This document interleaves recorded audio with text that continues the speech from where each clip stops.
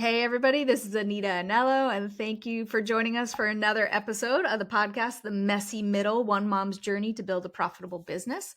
I have my good friend, Joe Pomeroy, with me, and he's probably like in the top 5 to 10 most respected people that I know. He's been a great friend of mine for many years. My husband and I just know and love him, and we've come alongside him as we have been building businesses.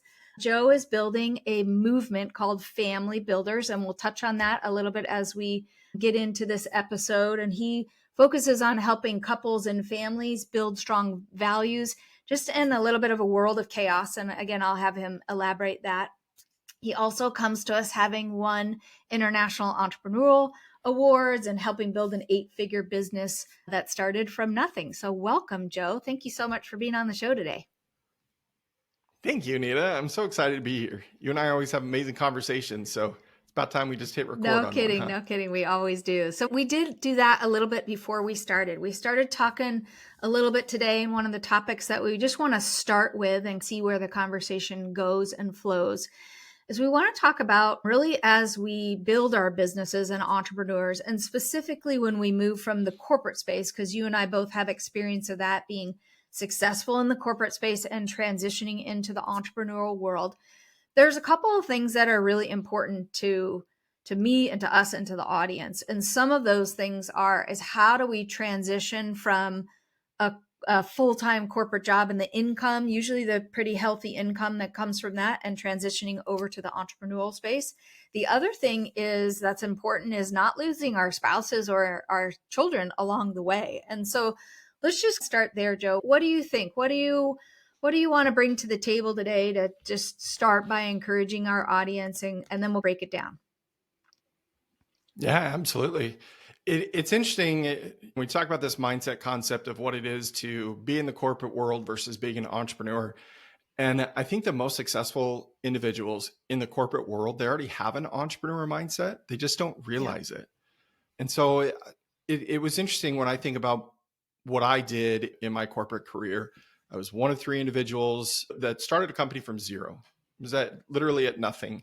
We thought we were going to be able to transfer some previous clientele in from the company that we were coming from, but none of that worked out. So we right at zero. And the innovation, the work ethic, the dedication, the vision, all those things were already present. Like, they have to be able to build something to be able to succeed in corporate world, especially when you're at a C level, or frankly, any level, if you're wanting to move up, and to be able to say, okay, here's where I am. That's where I want to be. How do I hit these goals? How do I hit those targets? And that's exactly what you're doing as an entrepreneur. Right. And so I think there's a fallacy that comes in that says, oh, it's different.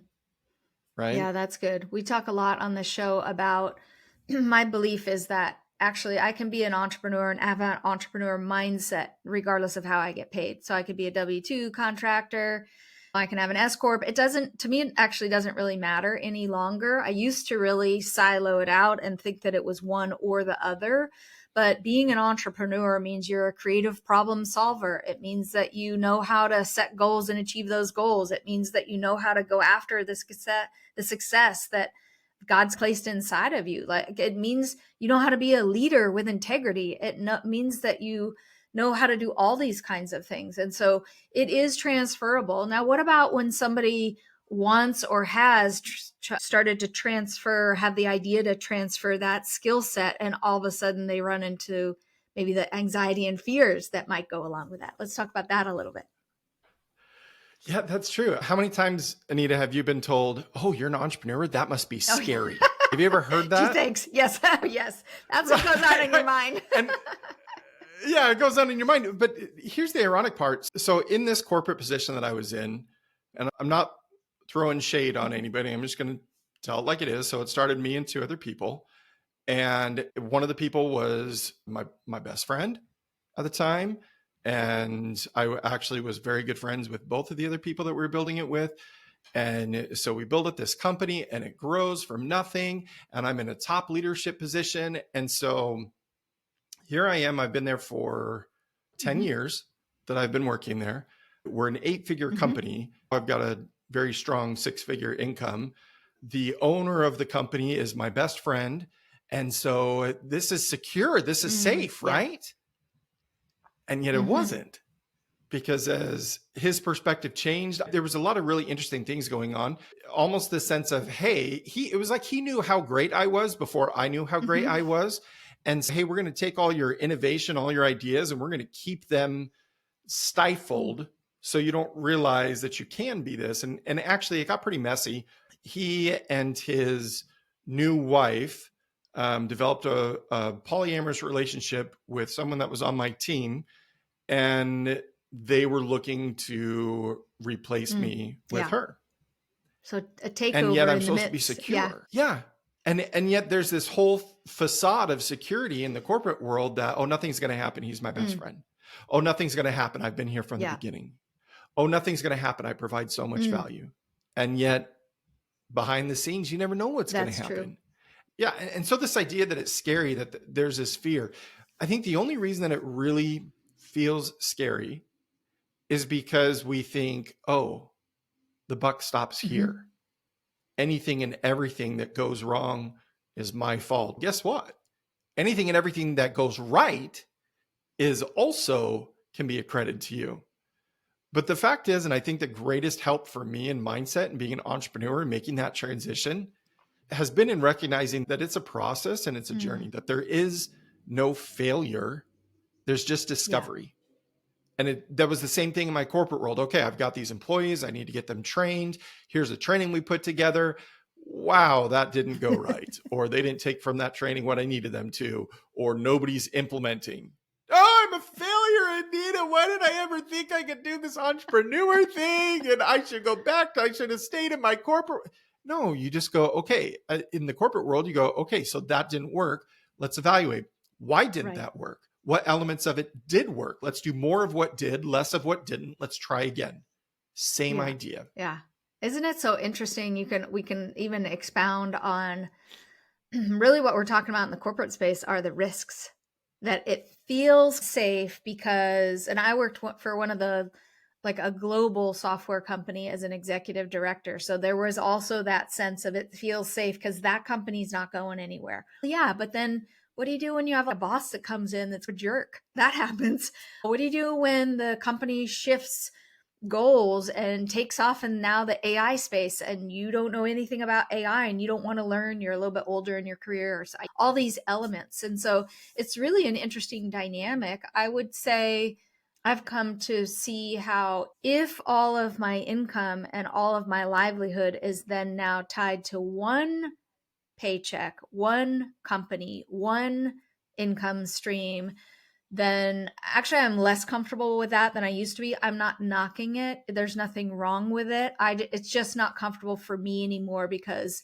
the framework that I have now in my mind is that is more risky than having lots of clients that I can serve and bring value to lots of different kinds of clients. Now, some might hear that and they all of a sudden that's, oh, that sounds scary. I don't want to do that.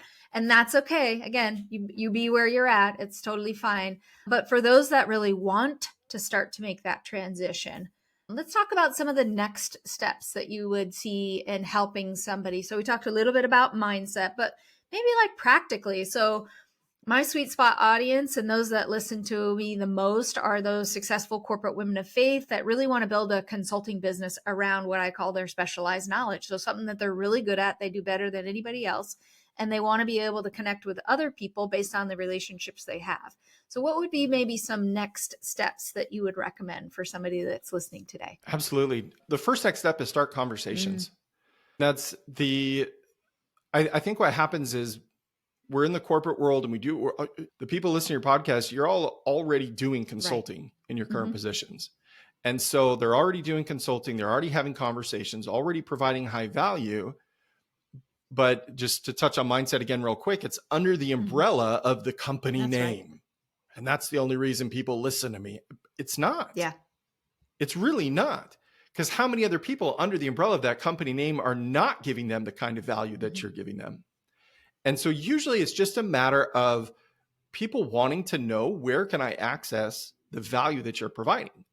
And you can't do that if you're sitting at your computer at home going, man, it'd be great if I had a client man, it'd be great if I could start doing Mhm. this. And so really it's about having conversations. And so looking at your list of prospects, and everybody has a list. You have a list in your phone. That's a list of people that are giving you permission to Mhm. call them. You have a list, whatever emails you send.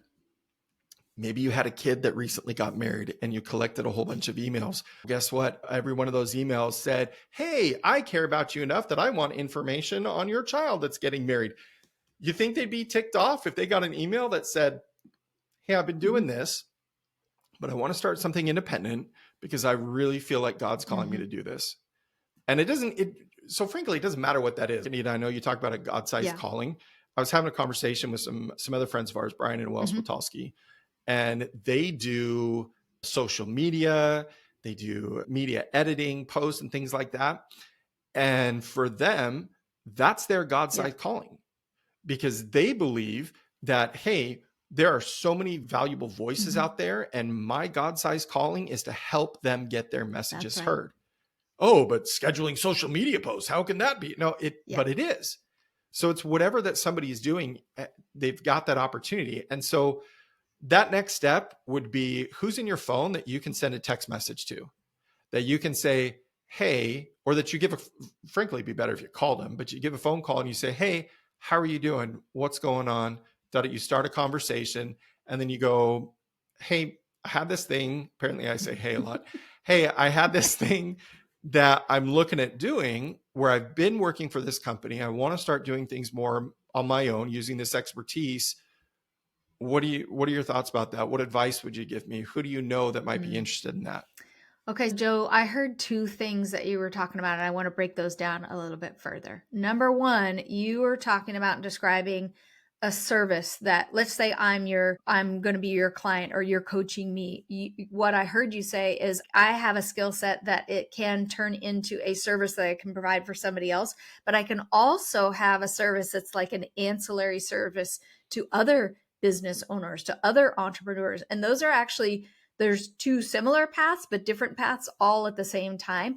There's space for all of that. Like, I used to have an Amazon business. And so as a seller, there's been all in the last 10 to 15 years, pretty actively, there's been all these businesses that have cropped up around Amazon sellers because we as sellers need people to receive our inventory and pack it and pick it and all this kind of stuff. Like, I love, love, love that idea that you can start a service that's all based on you and your persona and your skill set that you're bringing to the marketplace, where you're customer facing, or you come alongside others and that's your service and you help them. But so both of them are amazing. Like, we all need everybody to come to the marketplace with all those different kinds of services. And I would 100% agree with you that those are all God-sized dreams. And the God-sized dreams, like, you guys know that listen to the podcast, I'm always going to put stuff in the framework of God, and Joe and I have that similarity. We're going to talk about that together. But if that's not where you're coming from, just, that's totally okay. I just want you to know, if you're listening for the first time today, just however you frame your life, just go ahead and just be right where you're at. I'm just always going to put stuff in the context of, this is what God has called me to do. So if I have this idea, this dream, sometimes I've had it from maybe from the time I was a little girl, I wanted to be able to own my own business. Or maybe throughout my career, I decided, you know what? I'm actually really good at this. I could go and have more time freedom and more money freedom. I know for a lot of us as moms or parents that have young kids, both of those things are actually super important to us, not just the money freedom, because you may have that in your successful corporate career now, but what about the time freedom? And so maybe, Joe, let's touch on that a little bit. Like, you and I know we have this very similar idea that our framework is this, and I'll just put it in my language, is that God's super important in my life, then my marriage comes next, and then my kids comes third, and everybody else comes after that. Those are my priorities. And so as we're building businesses and growing businesses and helping others do the same, I don't want to lose those things along the way. It's not, by the way, I did that in my corporate career, and I just found myself to be at a time where I was super unhappy, even though I had a lot of the kind of quote unquote stuff around me. So let's talk about that a little bit, is how do you maintain the integrity of the relationships around you while you're going after this thing. Because we know as entrepreneurs, you have let's just pretend if you're in the corporate space, you work a 40-hour, that's not probably accurate for anybody who's listening, but let's just pretend that you have a 40-hour work week. And then all of a sudden you step into the entrepreneurial space and very quickly you can work like 100 hours in no time flat. So let's talk about that a little bit. Let's talk about having that balance and the priorities and the mindset around not pushing yourself so hard that you lose something along the way, someone, something, anything like that. Yeah, absolutely. So I'm going to give you a little bit of a roundabout answer, if that's okay. That. But we'll I love get that there, about you. So thank you. So there's this huge emphasis on, if God is a part of your life, then you've likely gone to church and done Sunday worship, maybe done some Bible study in your home and spent time. And so there's this amount of time invested in learning how to connect with God. Mm-hmm. Right? Now, if you're successful in your corporate career, how much time did you spend to get a degree? Maybe you've got a master's like I do. And so between my marketing degree and my strategic business master's, at least 6 years that I invested in learning and understanding how to succeed in business. When you got married, how many books did you read? Did you put 6 years of intense study and writing essays and papers and theses and all this and being critiqued and graded and investing hundreds of thousands of dollars into tuition about your marriage? We don't do that. And yet somehow we think that family's just always going to be there. Oh, it just is. You know what? I understand business and I'm good at business. And this, Anita, this is exactly where I was at. I understood business. I was good at business. Of course I was. I'd spent not only 6 years doing it, but several years in an industry before branching out and helping to start a business from scratch. And then I had another 10 years in that industry to develop that. I hadn't made any kind of near that investment in my family. Yeah. But I always just assumed blood's thicker than water and families are just meant to be together and they're just there when you come home. It's just how it is. Oh, I keep in contact because we're family. Oh, yeah, I don't really get along with my dad, but we're family. So I guess I'll still go there for the holidays. It's just what family is. So if you want to know, how do you make sure that whatever path you take, because you could stay in your corporate career, Anita, you were in your corporate career. You were doing all things corporate. You had all the stuff. You weren't happy. How much of your family did you feel like you had at that time? And yet there's this idea, when we're already missing that, there's this idea that, oh, but if I switch and become an entrepreneur, then I'm really going to. Why? Yeah. So in business, there's so much in business that's about setting goals, having a business plan, having your quarterly targets, your big rocks, your daily tactics. There's all this planning and goal setting that comes up with business so that we can succeed. We can know when we're on track. We can know when we need to pivot, make adjustments, or do those different things. Why not do that with family? Why not take the same principles that apply to succeeding in business and direct them at your family? Because here's the big secret. Truth transfers across all platforms. It doesn't matter if my platform or my element is business. If there is truth in that leads to good, or there's also truth that leads to bad. If I'm going to lie, if I'm going to cut corners, if I'm going to cheat, if I'm going to tell people one thing and then do something different, there's also truth in that if I do these negative things, it's going to lead to unhealthy results. Any truth that's going to apply, if it applies in business, it applies to business. If it applies, and then it will also apply to health, and it will also apply to family, and it will also apply to spiritual elements as well. Yeah, that's good. And you just need to know how to translate that. Okay, so what do you do if you're the planner, but you have a spouse that's not a planner? So now you're trying to take fire them. So now you're trying to take the planning side of you that has been helped you to be super successful in the corporate space, and then shift gears and say, okay, honey, here's what we're going to do. Here's the plan for our finances. Here's the plan for our family. Here's the plan for our marriage. Like, how do you translate that? My husband, he's amazing. He's has one of the biggest personalities on the planet. He loves to have fun. Vince will walk into a room and he'll know everybody in a couple minutes because that's just the kind of guy he is. So in a real practical sense, we laugh, and I've had to figure out ways to speak his language when it comes to planning, because I'm like the Uber planner. I love planning, but Vince does not. So let's talk about that a little bit. What are some of the tactics that you can help somebody who might be married to somebody who's not a planner?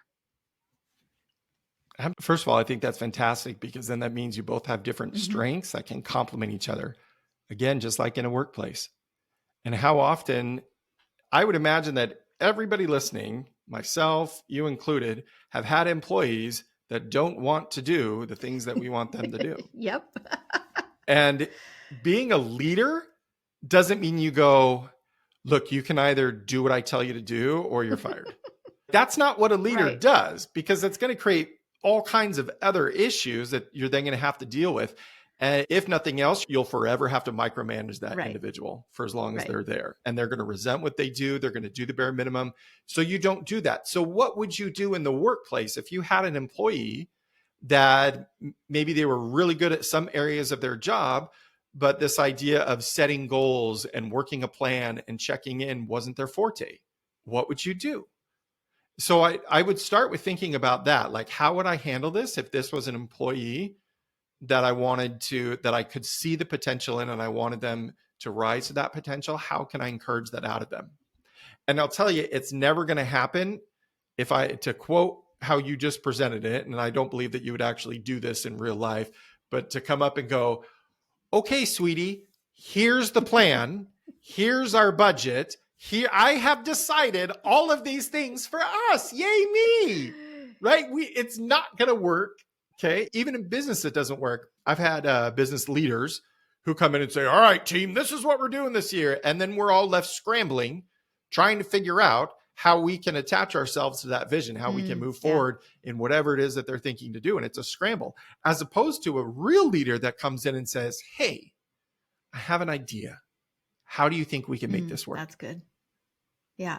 So if you were to go to Vince and say, hey, I really want to create a vision of what this next year is going to look like for us.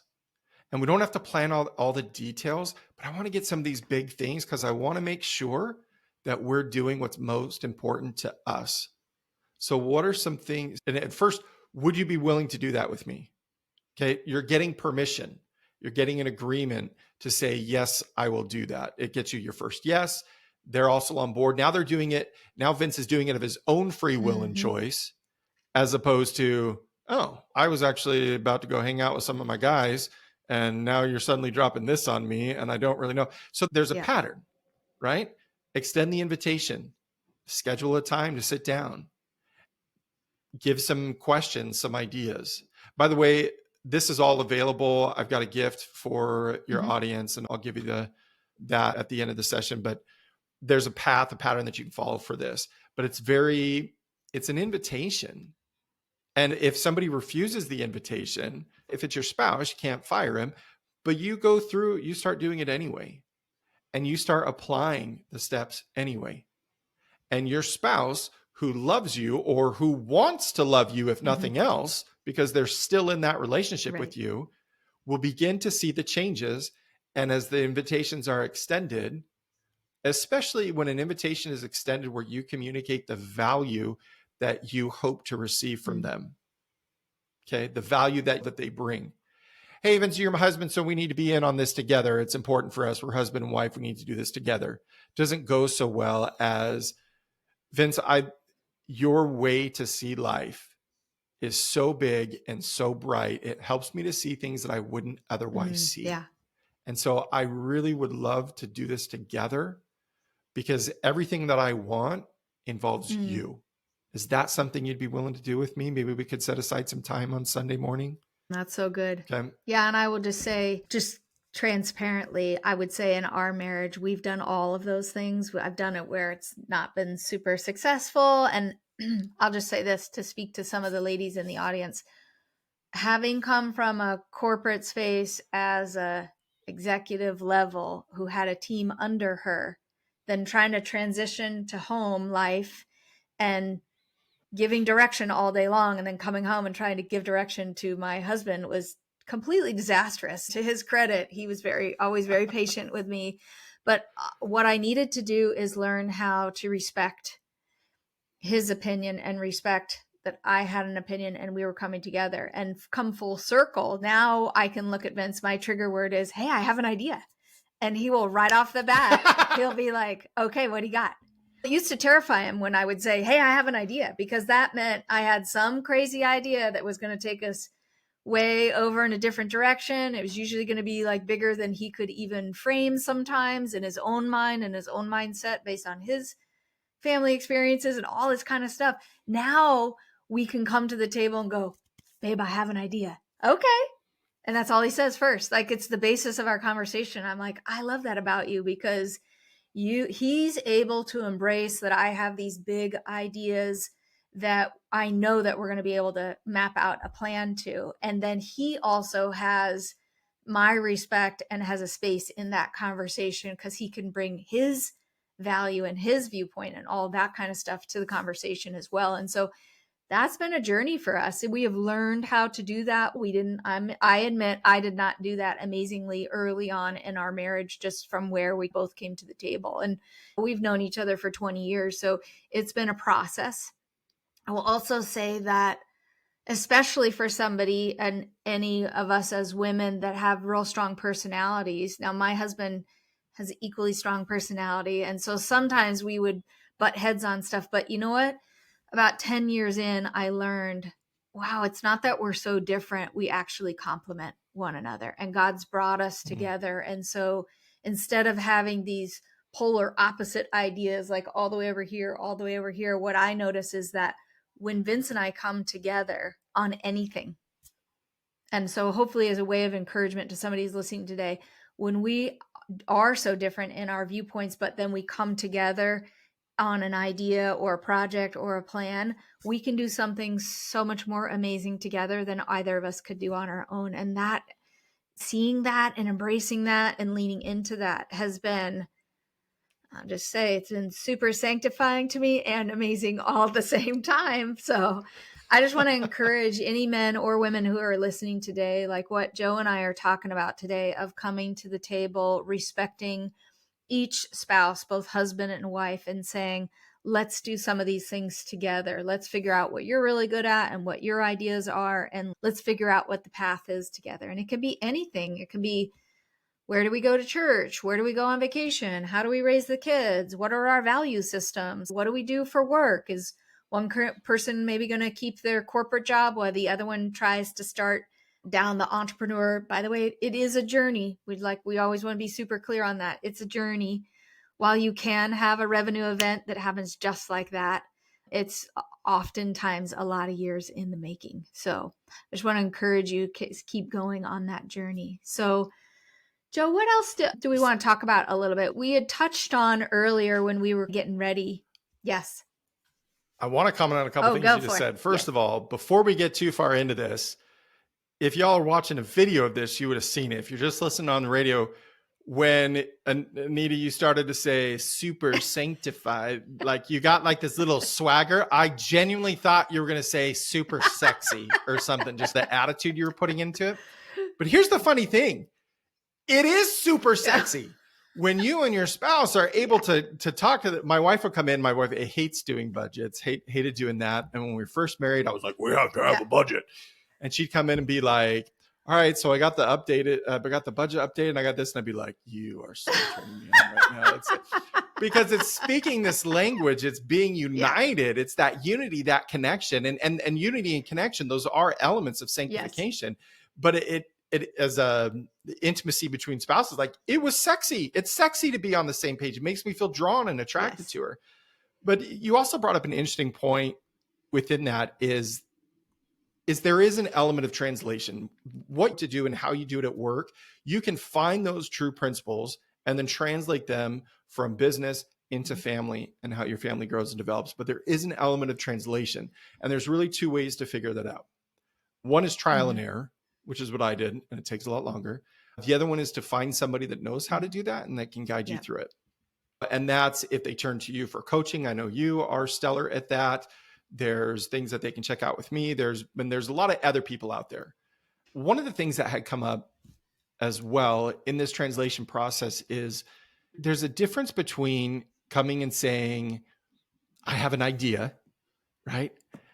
And there was trust that was built, right? The idea of I have an idea, the more you can communicate up front what you need from your spouse with that trigger phrase, whatever it happens to be. So for you, it's I have an idea.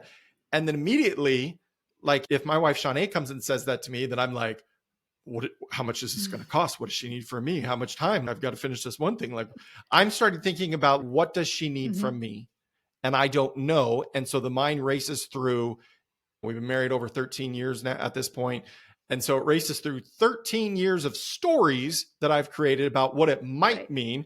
And then it goes back into however many years before that about when my parents came up and said, hey, Joe, I need you to do something. And I'm going, oh, but I want to watch my show or whatever it happens to be. Yeah. So if we can communicate, but here's a way to skip ahead. So when you come and say, I have an idea, and Vince goes, oh, crap, what is that going to be? Versus now you say, I have an idea. And he goes, cool, what is it? Because he's learned to trust that. So if you don't have that yet, for those that don't have that yet in their relationship, you come in and say, hey, whatever it is you're going to say, however it is that you start, I have an idea. I'm hoping that you'll spend a few minutes to listen and then give me any feedback on what you think, whether or not this is something that you'd be interested in doing so that we can have a conversation about it. And I'd really start with that so that they're part of the process. That's good.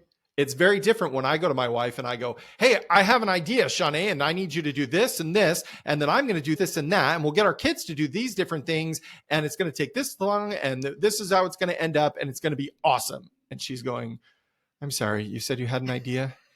Like what? Instead you come and say, hey, I have an idea. Do you have some time?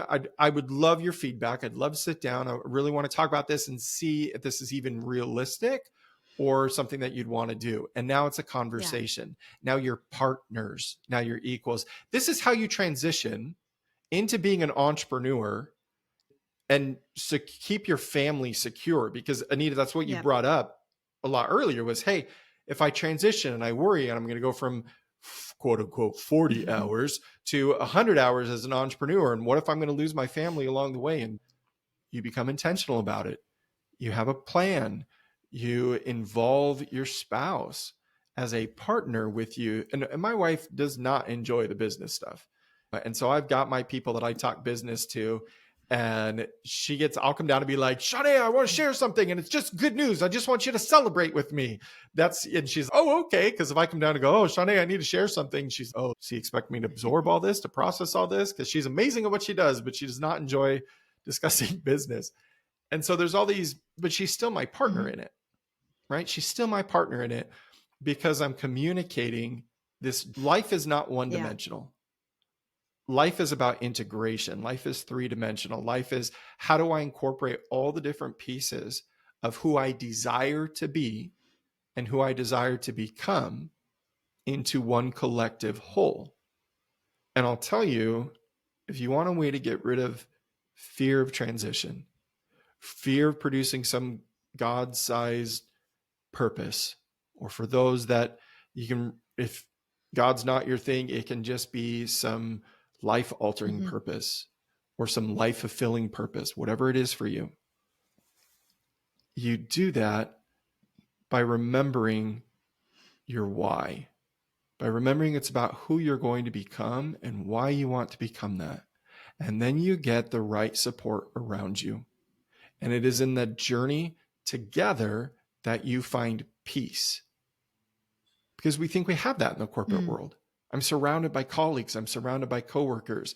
And that's what gives this false sense of security because we're around other people. And if I'm an entrepreneur, then suddenly I'm flying solo. No, you're not. I mean, Nita, you and I have been good friends for several years now.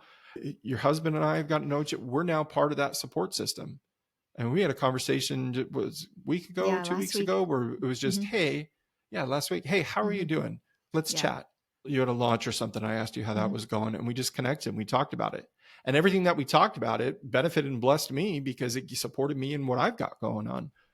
And so you're not Yeah. alone when you become an entrepreneur, unless you choose to Right. be. One of the things that I'm also hearing as you're talking, and I'd like to dive in even a little bit deeper, is this idea that when we share what's going on with our spouse and the dreams that we have, the vision that we have, the steps that we're taking, to the extent that they can take it in, by the way, that actually creates a whole different level of intimacy than just trying to do it all on our own or always going to other resources outside of our spouse. And as I have shared more of my entrepreneurial journey with my husband, it's created more intimacy. And please, just let me define intimacy if somebody's getting weird on that or whatever. Intimacy is, I can have intimacy and not in a sexual way with people all around me. It's about sharing who I truly am. That's where intimacy starts. So, in the marriage context, by the way, if you're not familiar with this, intimacy also starts in the morning when you get up and when you bring your spouse coffee and when you tell them about your day and all these kinds of things. It's a bigger topic, maybe not necessarily for this podcast right this second, but when I do share those kinds of things that are going on, when I share my hopes, my dreams, my fears, my visions, my worries, when I share what I think I'm going to do inside of my business and my budget, if that's something that Vince wants to hear, when I do share and talk about and actually get feedback and allow him to speak into those things.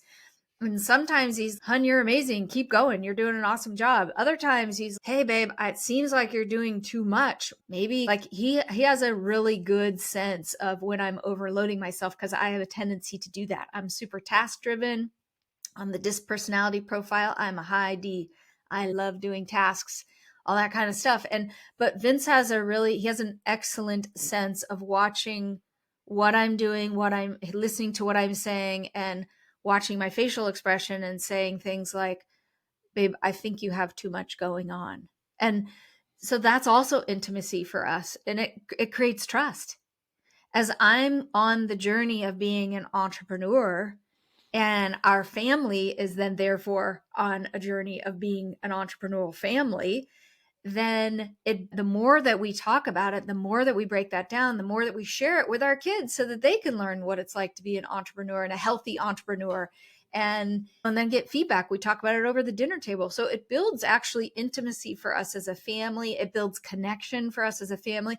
It also builds a lot of trust so that we have the honesty and the integrity and the trust that says, "Hey, I'm thinking about investing over here in this high ticket coaching offer. What do you think about that?" In our household, our finances and the businesses and in our personal stuff are always kept separate on purpose. It's just we just find that to be a healthy way to operate so that there's no surprises. In other words, on our personal checking account all of a sudden. But that's created such trust in our household and it resonates everywhere. Like Vince and I can have that conversation as husband and wife, and it just trickles down, and our kids observe us having those kinds of conversations, and it actually settles them down. So instead of having everything kind of siloed and quiet and not talked about or fought about, because let's be clear, sometimes one of the spouses is not like the idea of entrepreneurship just so freaks them out that it causes such anxiety that then all of a sudden there's like these battles and these arguments going on. And if you're at that spot, I'm so sorry, but I would say talk about that a little bit. Figure some of those things out a little bit. If you're the breadwinner of the household and you want to be the one to transition over to build a business, create a plan that your spouse can see and then check in with them on a regular basis so that they can see the markers of your progress so that they're involved in the journey, especially if there's one spouse that's staying at home with the kids and one spouse that's the one that's the primary breadwinner. Communicate those kinds of things because we all have different needs in our marriage.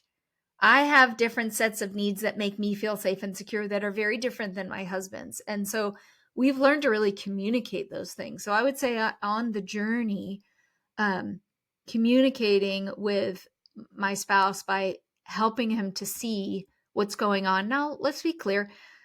Sometimes I might share things with Vince that he gives me feedback that I'm not super crazy about, but I still listen. I still take it in. I still say, oh, I can understand how you could say that. I might think in my mind, he doesn't know what he's talking about. But then I might process it a little bit and 24 hours later going, yeah, actually, that is a pretty good idea. Okay, I'll do something like that. But see, what I'm talking about is we've created this environment where it's safe. It's safe to talk about what's going on in all these areas of our life. There isn't one area that's separate or siloed from the others. And that has created an environment where I'm telling you guys, I live with the biggest group of cheerleaders for me personally on the planet right here in my own house. And I love that. I love that. I love that they can write me little love notes that say, Mom, you're doing a great job. Keep going. Mom, I can see you're working really hard. Thank you. Babe, you're awesome at what you do. I overheard you on a podcast and it was so helpful to so many people. Keep telling your story because it's making an impact. So what about you, Joe? How do you like to, what's your take on some of that? I love that. I was thinking about I actually came into my computer and there were little hearts into my office, and there were little hearts and little love notes. And the one that my daughter had written me was, she said, I know you're doing great things in your business and stuff like that. And she also, so she created, this is 9-year-old, Oh, yeah. I'm holding up it's a little booklet that she created out of scrapbook paper and wrote on it, it's positive things to do. And she just got like step by step, slow down, take a deep breath, tell yourself a good thing about you. And she made this because of a YouTube video that I had created. And she was like, oh, I like that. And so it's these areas that are so intersected that we don't realize even have that. Our lives are a web of intersections that can produce great value in places we don't even realize. Yeah. And you mentioned a word that I was really thinking about, and then you said it and I was like, that's the word I was thinking about. This idea of silos. I'll just speak for myself. When I was in the corporate space, I felt like I had to silo my business, my work life from my home life. It's like I would have a routine where I would come in and I'd park in the driveway. I'd take a few deep breaths. I'm basically like cleansing myself of all the work stuff because now it's time to go be husband Joe and dad Joe. And then, when I'm at business, we're not talking personal life. Sure, there's some water cooler talk, whatever, but we're here to do business kind of thing. And so then thinking I become an entrepreneur.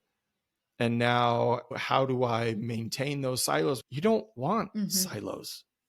You want to be able to find connection in everything that you do. You talked about intimacy. I tend to refer to it as connection just because that's probably something people are more comfortable with. But really what intimacy is being able to be vulnerable and trust that it will move to connection rather than shame or disparagement or awkwardness. Okay, that's intimacy, being able to be vulnerable and trust it will lead to connection. And when you think about, you talked earlier about managing different teams and being an executive, and how well does it work when groups are not connected? When you've got your marketing team who isn't talking to your sales team, and your sales team isn't talking to your research and development team, and nobody's coordinating those connections. And now you've got big issues. Now, that doesn't mean that every day I come home and I share with my wife, all right, honey, so today I had a podcast with Anita and we talked about this and this. And then after that, I sneezed. And then, like, we're not talking about that, okay, as far as integrating things. But to be able to share your victories, to have people around you that you can share your victories with, that you can process challenges with, that you can discover opportunities with. This, I think, is at the core of what keeps people from pursuing their great entrepreneurial goals and dreams, is this idea that I will be alone. And I started mentioning this earlier and I was like, oh, okay, yeah. But it's come up again. So I think just really emphasizing that you are not alone. Sometimes when I feel my most alone, I turn to God through prayer, but that's also why meditation is powerful. That's why being open and we started this conversation. You said, all right, Joe, what's the next step? And I said, start conversations. Because guess what? You can call your good friend who has zero interest in your consulting services, or who has zero interest in what they're not an entrepreneur, so they don't need your ancillary service. But you can call them up and say, today has been a tough day. And, or I have what I think is a great idea. Can you help me see what I'm not seeing? And your friend will be connected with you and support you simply because you have been open with them. But if you hide, if you sit in your corner and say, I have to get my idea perfect, I have to have my corporate sized business plan developed to the T before I share with anybody what I'm doing, all of those are excuses. Because you are afraid that when you are vulnerable and you share what you're doing, that people won't support you. And you know what? Not everybody will. But not everybody needs to. You need a handful of the right people in your corner. And one of the most important ones will be your spouse, will be your immediate family, your children. I won't share that story. We'll save that one for another time. But just this idea of we're never alone, and we're never on our own unless we choose to isolate. I have teams that I've been a part of in my journey as an entrepreneur. There we go. We'll just say it that way. That I do things for free for them now because I want that connection. Like I've moved on to my own thing, but I love that connection. I said, hey, I want to maintain these relationships. And so I was thinking, what do I love doing so much as part of this team that I'd be willing to do for free? I said, so I want to be doing these coaching calls or these different calls. And I want, be a part of that because I want to stay connected, because I love them. And because that gives me strength and power to continue in doing what I'm doing in my movement for family builders. Right. One of the things that we say that's super important is to find community, right? And that's what we're talking about. It's not only finding the community aspect by sharing in the context of your family, but also when you come from the corporate space and you're used to working on a team, it can seem like initially that you're out on your own. But if you heard what Joe said, he described really finding community around you. You can find community in a bunch of different ways. You can find community by joining groups in your local town. You can find communities that are online. We have a community in Our Ladies of Successful Corporate Women of Faith who are absolutely only cheerleaders for one another and champions for one another, not competitors to one another. We can all say that we do the same thing as consultants, but that doesn't mean that any of us are competitors, because we're all bringing our own unique skill set to the market in the way that we see it. And so I just want to encourage everybody today, find your community. It doesn't have to be my community, but there is one available to you if you're a right fit for us. But if not, then go find your community somewhere else. Because what I have found is on the entrepreneurial journey, and Joe and I have talked about this before, is that you can be parts of different groups, and sometimes it's like seasonal or maybe situational. Other times it's a little bit more long-term, and you say, oh, these are my people. No matter what, I'm going to stay connected to them for the rest of my life, because Joe said, these are people that we love, that we know, that we trust, that we have built friendships. It's no longer just which frankly, the best communities are not one. It's not based on the transaction one way or the other. It's just that these are my people and I want to be able to hang around. And I'll tell you, you already have people somewhere, right? Whether it's your work people or wherever your kids hang out and those groups of people, or where you and your husband like to hang out or go to church or go to dinner, any of those kinds of things. Like, you're already finding community somewhere.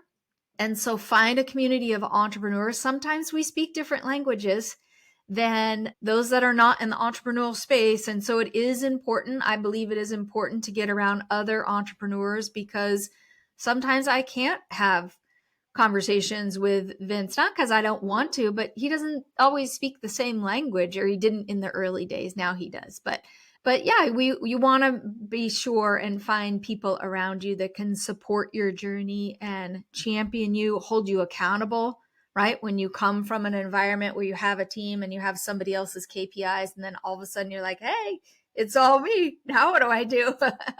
You gotta find somebody. I would really encourage you, find somebody to hold you accountable along the way. The best way that happens, in my experience, at a really high level to reach some big goals, is you do that in a paid format, although you don't have to.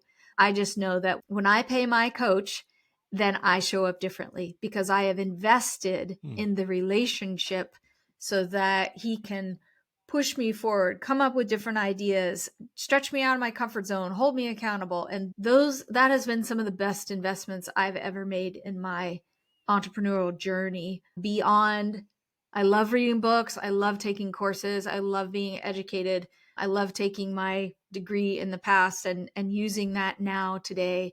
But there's something really special about doing an investment with somebody to be able to go forward. So as Joe mentioned earlier, his organization and his movement now is called Family Builders, and we'll make sure and put a link down in his bio so that you can check that out. And he mentioned earlier he has a free resource. I'll let him talk about that in just a second.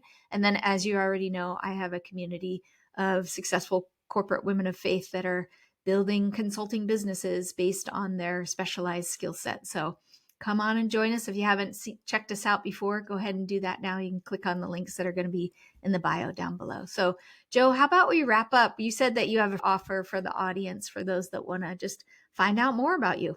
Absolutely. So you can go to forwardwithjoe.com/messy middle. Okay. So forwardwithjoe.com/messy middle.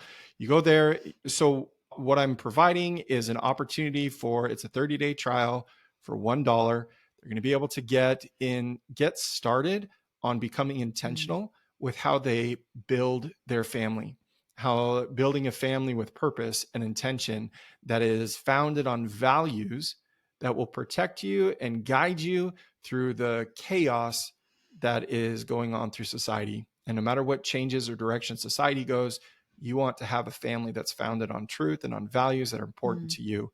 So it's 30 days. You can get in. It focuses on setting up that vision, has tools and resources. If you have teenagers, there's some resources in there. If you've got young kids, there's a storybook for young vision builders that's part of that. So all kinds of resources available to you. And I think it'd be particularly important right now because it's going to help you to translate what you know. You'll get firsthand experience about, hey, I know about business visions. I know about corporate visions. How do I translate that to my family? And as you practice that, you'll pick up speed and make your transition easier and exactly what it is that you want for you and your family. I love that. Thank you so much, Joe, for being with us today. We just so appreciate everything about you. Thank you for having me. I love these conversations. You're welcome. Okay, we'll talk to you soon. Bye-bye.